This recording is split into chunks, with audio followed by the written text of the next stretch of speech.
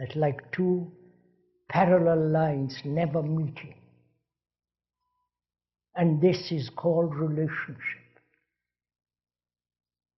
in which there is no actual sense of love, which we'll go into. Love is not pleasure.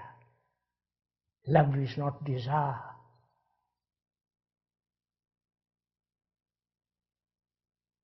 Love is not seeking fulfillment. But we have made our relationship with each other a sense of fulfillment, pleasure, something to be desired, and so on. So why do human beings, so technologically intelligent, such extraordinary capacity and energy,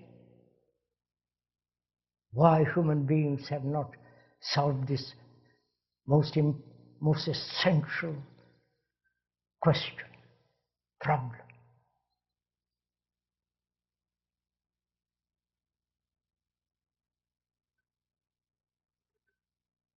You may meditate, you may seek enlightenment,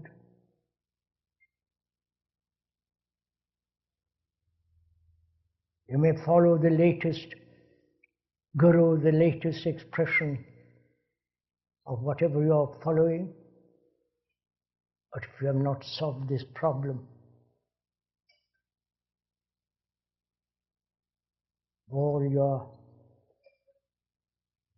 spiritual attainments and technological achievements have no value at all. Because our life is relationship.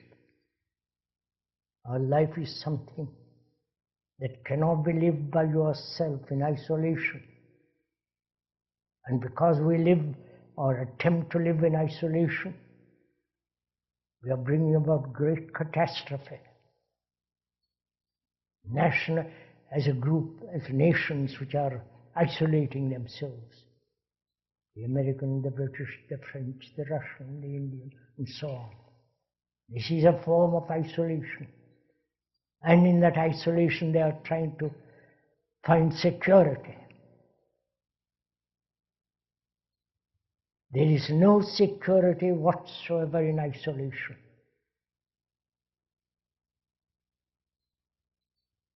Because ultimately that is, human beings are being destroyed.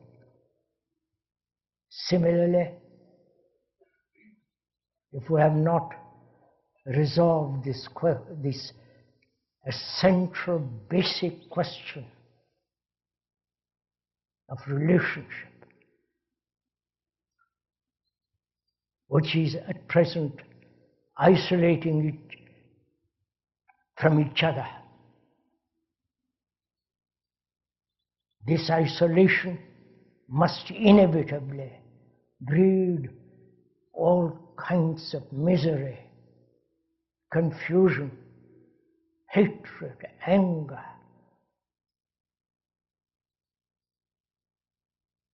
So is it possible to have a relationship in which there is no conflict whatsoever?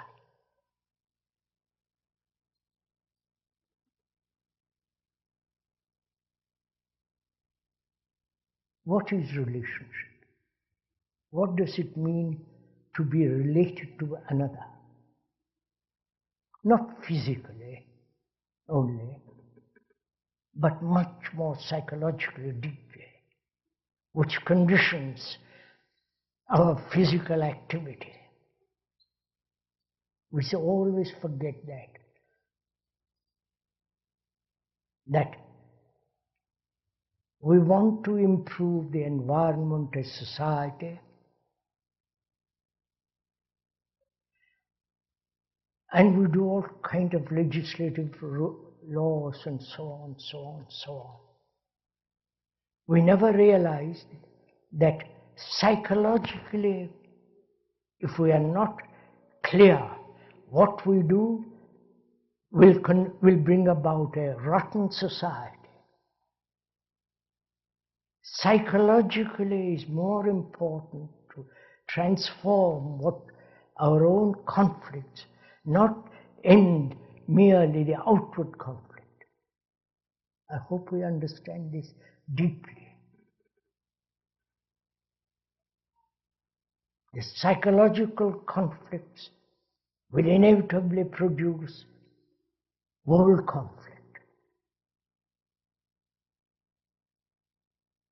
But we are trying to change the outward structure without fundamentally, psychologically, if I may use that word which is so abused, spiritually. If there is no fundamental, basic transformation of the psyche, do what you will also outwardly. What you have done outwardly will always be overcome by the psyche. As you've seen in the recent revolution of the communists,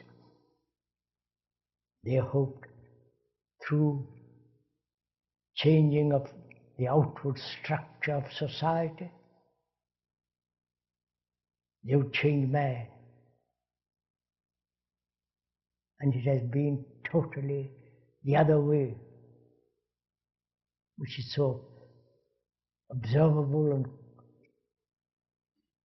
known. So relationship is extraordinarily important.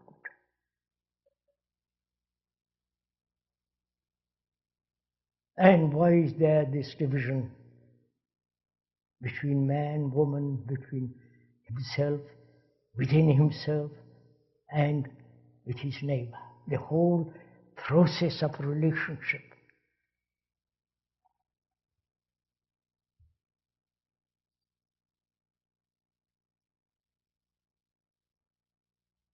Are you waiting for the speaker to explain it away? Why we live in conflict with each other, man, woman, and so on? Or we are together observing this phenomenon. Observing, not trying to resolve it. To observe first. And to understand how to observe, not how to resolve the problem. Yes? There is the problem. I'm not married. Suppose I'm married, I have a wife. I am pursuing my own desires, my own ambition, my own success, and so on. And she's also doing the same thing in a different form. And we may have sex and all that, children. But we two are separate entities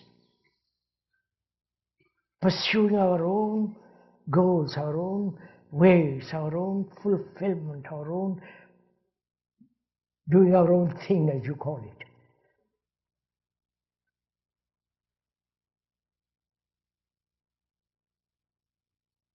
And naturally, my wife and I are in contradiction, quarrel, irritation, not able to adjust or not wanting to adjust. Because really, where there is love, there is no adjustment. So, what shall I do? What is my action